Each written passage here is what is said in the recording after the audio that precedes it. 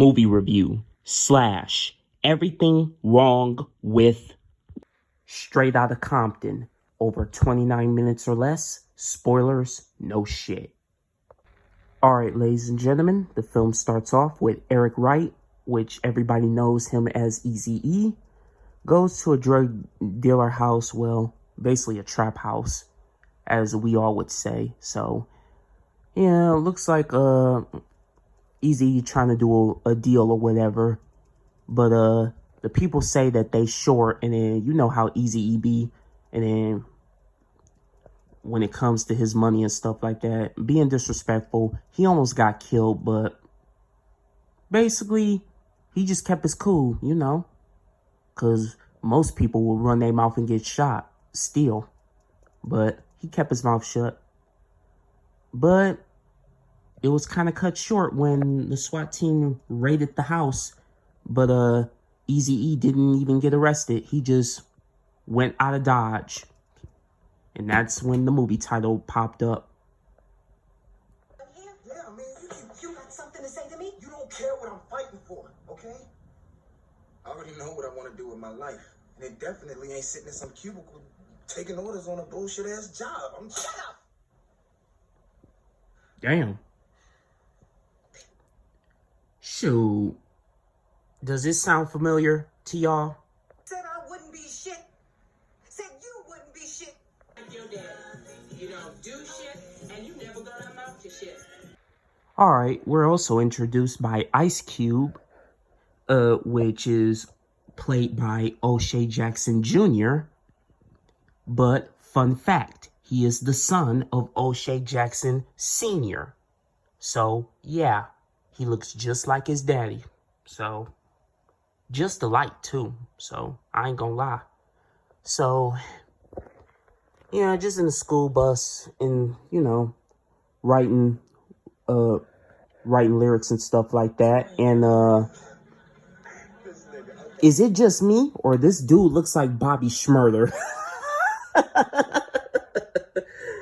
Oh, man. Oh, man. But,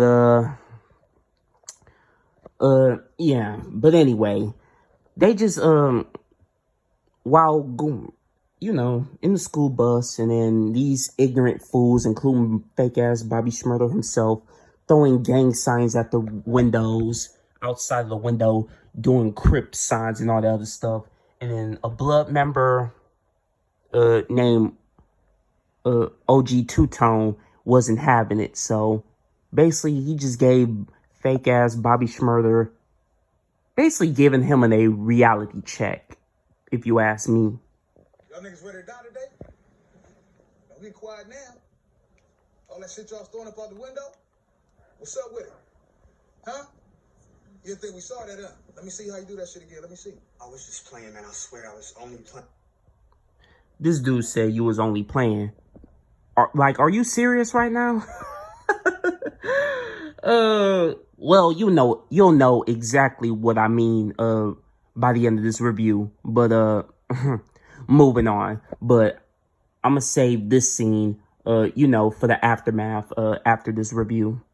So, yeah, when Ice Cube, you know, left Dr. Dre's auntie crib because wanted to speak with Dr. Dre and stuff like that to a party about he's invited and then put on the show and everything else.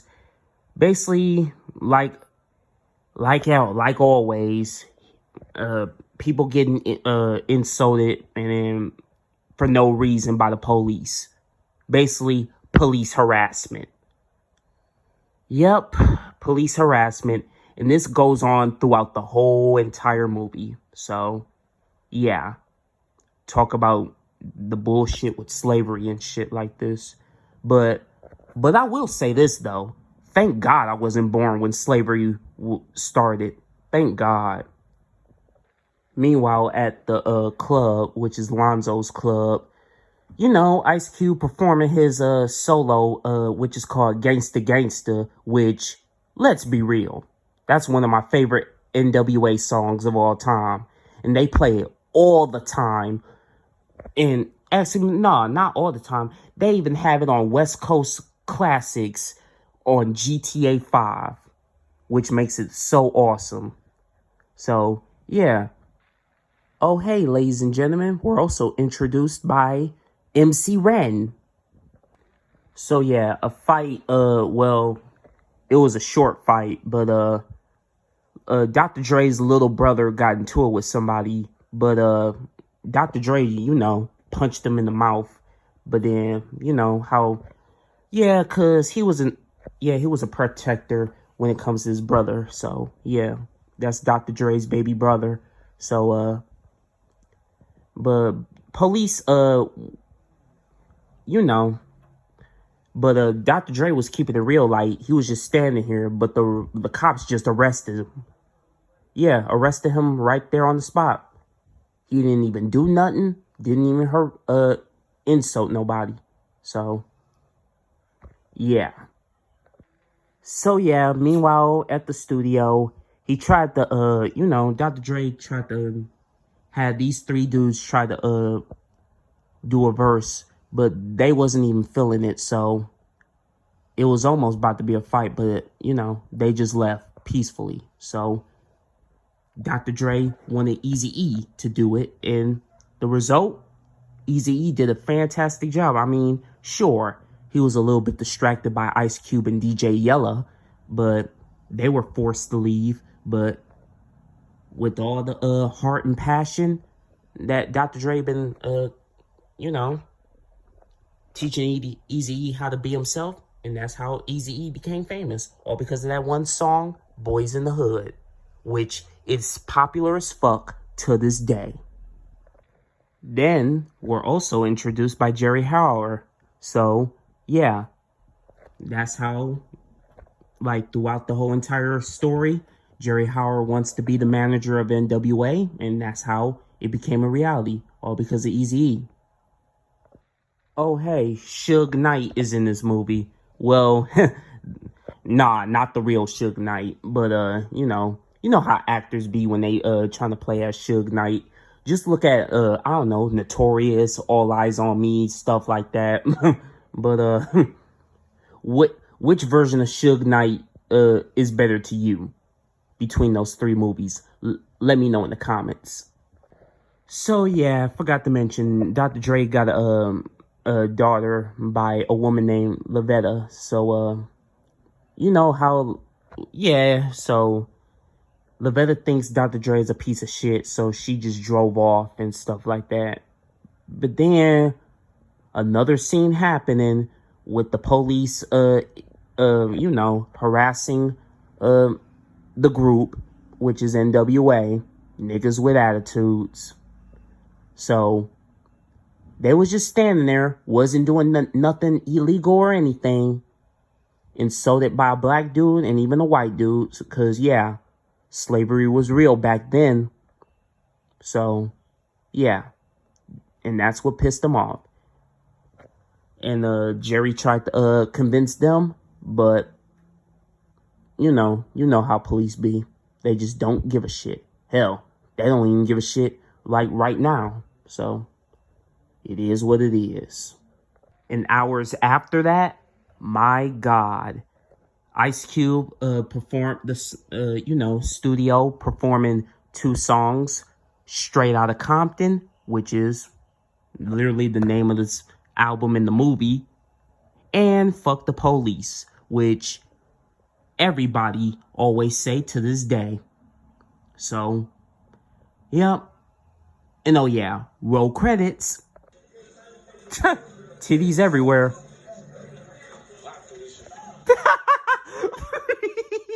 That's how that got famous in Friday. This was way before Friday. That's how Ice Cube came up with that one line. Changed everything. Bye, Felicia. Oh boy. So yeah, Dre gets a pager call from his mama. Well, his mama be paging him 911, and he informed everybody in NWA that his brother is dead. Somebody slammed him to where his neck got broke, and then pronounced dead and stuff like that. Everybody was in sadness, especially Dr. Dre. So, yeah. And then Eazy-E said, you know, that we your brothers and stuff like that, you know, trying to, you know, typical. And I know Dr. Dre, he do feel sad about it to this day. Like, dead ass. That's some sad shit. So, yeah. Meanwhile, in Detroit, Michigan, they performed the song F the Police, even though law enforcement told them not to do it. They end up doing it anyway. Who gives a shit? But, you know, all members of NWA got arrested. It all started at the Joe Louis Arena in Detroit, Michigan. So, yeah, all the members got arrested. And, you know, and then everybody else, like the fans and stuff, started riots and stuff like that. So, yeah. So, yeah, in this scene right here, where Ice Cube explains to Jerry about, you know, getting messed over, well, fucked over, and then to where he be making all the hit records and everything else, and then Jerry just saying all this, you know, basically saying all this dumb shit, like the hotels and all that other stuff, blah, blah, this, blah, blah, that. So basically, in Ice Cube's mind, he's getting fucked over. And then when Jerry told Ice Cube to sign the contract, he refused. So basically, he left. What you told me. If America's Most Wanted blew up, you pay me the advance for the follow-up. Now, is that not what the fuck you said? That is what I said. But it is more complicated than that, Cube. Right, there are metrics. Come on, Brian. I got a baby on the way. And a house I just paid for off the strength of what you told me. I mean, you gave me your word. Cube, would you just calm down? Calm down. I am just trying to give you what you want. You not? Now, I've been did the work. I gave you the product. Give me my money, Brian. When a man does the job, he's supposed to get paid. And Type you shit. It seem like I'm begging for some shit that's technically mine. Of course you are not begging.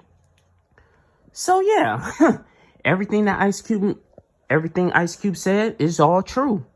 It's all true. So, yeah, because I don't blame him because I don't work for free either. So, so yeah, when this stupid white boy said, my hands are tied, then you know what Ice Cube had to do.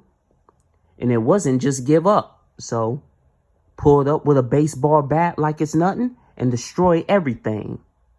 I don't blame him because I would do the same thing too. I don't even care if it's mine. If I put on the wall, this is my stuff. Wow. So, yep. And oh yeah, America's Most Wanted. Joined America's Most Wanted. Basically, joined lynch mob and stuff like that. That's how songs like, you know, what's it called? Bow Down and all that other stuff. So, yeah. Yep. So, savage. That's all I can just say. So, yeah. As Dr. Dre see the homie DLC in the hospital bed because he was in a car accident. And let me remind you, he had liquor. He was drinking liquor while MC Ran was recording. So, yeah. Forgot to show you that, but yeah. Well, I didn't want to make fun of the dude because he looked like a cool dude, even though he looks like Lloyd Banks from G Unit. So, so anyways, Suge Knight and Dr. Dre talk business, and basically Dr. Dre basically agrees to join Death Row. So, yeah. So yeah, when Ice Cube came to collect, he basically hears MC Ran's track to where they basically compare Ice Cube into Benedict Arnold, thinking they think Ice Cube betrayed NWA when really, you know, contract issues and stuff like that. But Ice Cube was right. He didn't even say nothing to them when he was doing America's Most. So, yeah. So that's when Ice Cube dissed them with, you know, No Vaseline, which I already mentioned during my top 10 worst diss tracks, which I already made a video about it last month on my birthday. So yeah, there was a line that questions me to this day, but I'm gonna play it like towards the end of this review. So yeah.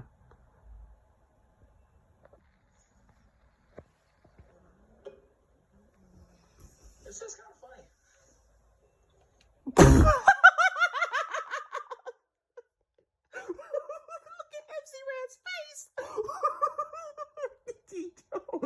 Bro, I know MC Ren wanted to punch DJ Yella so bad, bro. I know.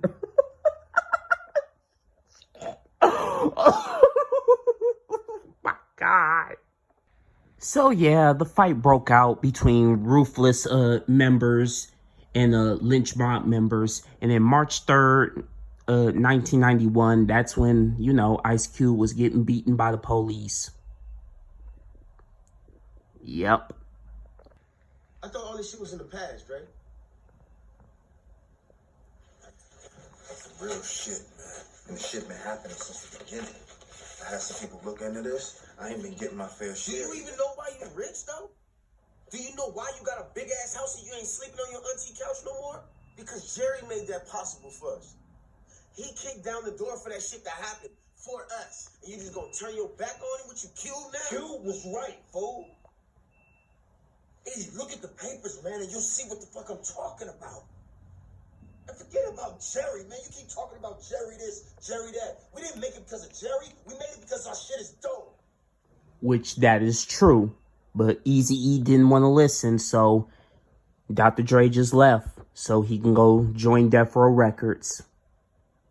So yeah, meanwhile in Death Row Records, we have Snoop Dogg and even the young Snoop Dogg, you know, doing this song called Deep Cover, which is based off, well, the main theme for the movie, which is called Deep Cover with Lawrence Fishburne. So yeah, they do a little good job on that. So that's one of my favorite songs ever by Dr. Dre and Snoop Dogg, which is Deep Cover. Hell, I hear it all the time when I play Grand Theft Auto San Andreas through Radio Los Santos. So yeah.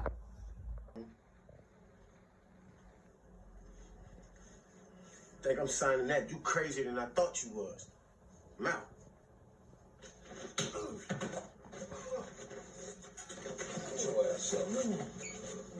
Nah, I think you're gonna stay here for a while. Fuck you, Suge. Y'all niggas don't scare me. You can talk tough all you want, but this ain't no record. It'll make me change you, Eric. Fuck's that supposed to mean? Keep talking. You gonna fuck around and get smoked. Nah. But you better choose right. You know where the fuck I'm from? It's Compton, nigga. Can we all agree that Eazy-E was the only rapper that literally had balls to step up to Suge Knight and even not be scared of him? Like, keep it G real though. Yep, Eazy-E was a real dude. Like, real talk. But yeah, because besides Vanilla Ice and who else got punked by Suge Knight? I think Vanilla Ice. Besides him, I don't know. Maybe I'll do some research about it. But yeah, Eazy-E, after getting beat up by Suge Knight, that talking about he want a gun, he want to kill Suge Knight and all that other stuff. Jerry, well, being once for, you know, like, you do that, your whole career will be ruined and everything else. But, shoot, Suge Knight's, career was already ruined from the get-go, even though he was a former NFL player. But,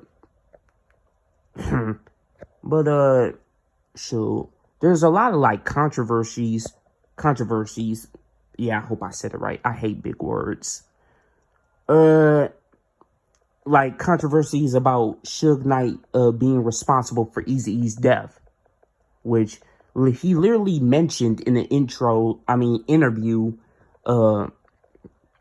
like about the AIDS and stuff. It's an Eazy-E thing, and that's how everybody booed him for it.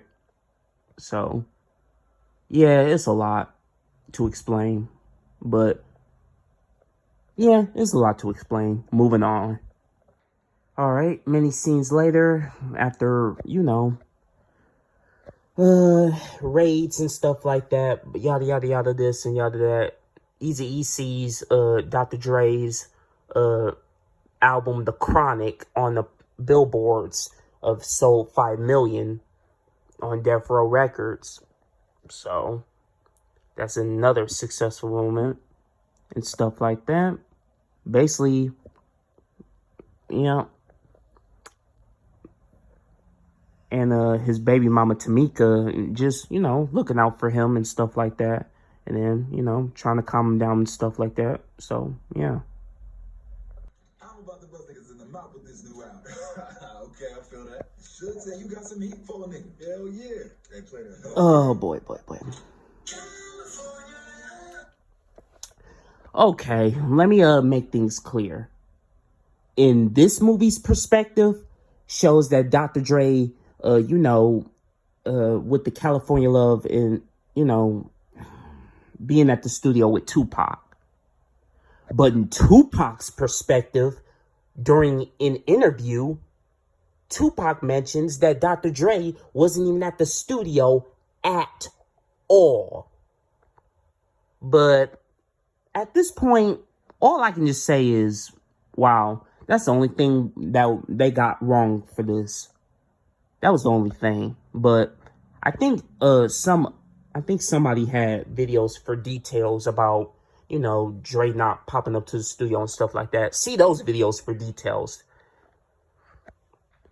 So yeah, Dr. Dre literally, because he has every right to yell about this, because people supposed to be, like Dr. Dre always do, like always handle business. Like he see everybody partying and all that other stuff, and then that's not how Dr. Dre rolls, and that's exactly how he is to this day, a successful businessman. That's how he was able to sign Eminem, cause you know how Dr. Dre be, complete business, no partying, no nonsense. So yeah, and then people thought he tripping and all this other stuff, which Dr. Dre really isn't. But then some dude tried to jump up in his face, and you know how Dr. Dre be, self-defense, though. So basically he left Death Row Records, took a drive and stuff like that, and then basically he went reckless driving, though, and then he was stopped by the police, and then got arrested. Meanwhile, with Eazy-E, stopping by to see Ice Cube, and then basically they just talk it out, stuff like that, and how they shouldn't even beef with each other and stuff like that, and then just talking for a bit, and then Eazy-E basically, want NWA back together and stuff like that, and then, but Ice Cube said on one condition though, like Jerry can't be involved, and then that's when Eazy-E said, basically he agrees. But then at home with his baby mama Tamika, Tamika shows Eazy-E the papers that Jerry is taking advantage of Eazy-E, and then after looking at it, he just realized that he's been fucking up for a long time, as he quote. Invoices haven't been paid. They're 2-3 years outdated. These are canceled checks. They all bounced. And these are past due.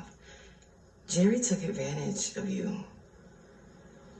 I know it's a lot, but you had to know the truth sometime. Now you do. Dre and Q tried to warn me about this.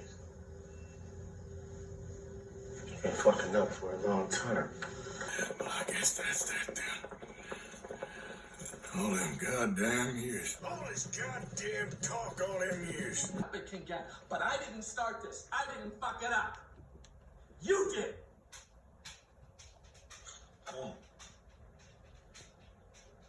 You did. You fired, Jack. Oh, for God's sake. Eric, this isn't how we do things. This is not you. This is not you. Eric, this is an important company. Eric, I'm not gonna let you fuck this up. Eric. Nah, you the one messed it up. You the one took advantage of him. Fake ass Ric Flair looking motherfucker. Okay, moving on. So anyways, Eazy-E calls Dr. Dre as well. Dr. Dre's with Nicole, which they was married until they had a divorce years later. So yeah. He basically calls NWA basically calls Dr. Dre so he can bring back NWA and then, you know, make a track to where it will be like the return of NWA, but something goes completely wrong.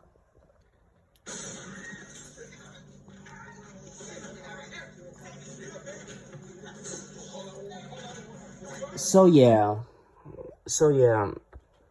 Soon as Eric about to literally kill the beat with a piano, but literally had Eazy-E's whole body froze and then he passed out. Basically, yeah, which the doctor has revealed to Eazy-E that he has AIDS. Get the fuck out of here. What? A normal T cell count is anywhere between 500 and 1500. Right now, your T cell count is 14.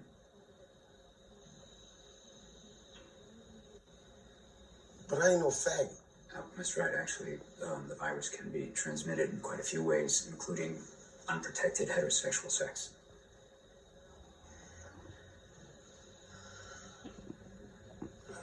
That's wrong. You gotta test that over.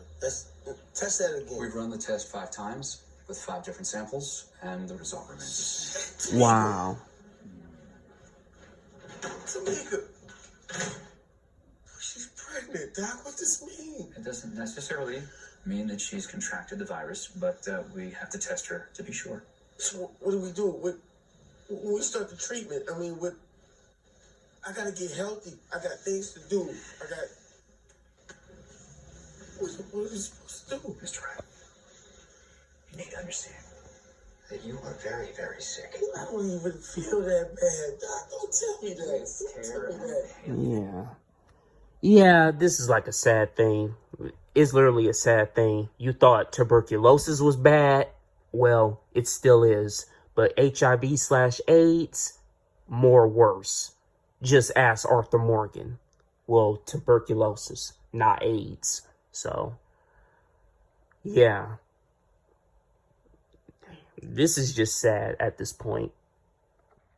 So, yeah. Eazy-E died of AIDS. He was only 31 years old, which that's still young, might I add. So, heartbroken, I know, but I'm just lost for words. And then after the aftermath, after Eazy-E's death, Dr. Dre leaves Death Row, starts his own label, which is called Aftermath, which you know the history if you're a rap head such as myself. So it's a lot to talk about at this point. Yep, and then Ice Cube do his thing. Everybody else do their thing as well. So, end of the movie. You know how it be. But before I end this movie review, I just want to say in loving memory of Eric Eazy Wright, rest in peace. You will definitely be missed. In conclusion, ranking 10 out of 10. I mean, come on. The movie is a true story after all, so the movie definitely deserves a pass on this one. Entertaining to watch, that's all I have to say. You don't like it? Well, too bad. Tough titty. Y'all niggas ready to die today? Now we quiet now. All that shit y'all throwing up out the window? What's up with it? Huh? You didn't think we saw that, huh? Let me see how you do that shit again. Let me see. I was just playing, man. I swear I was. You scared? You scared, motherfucker? You scared?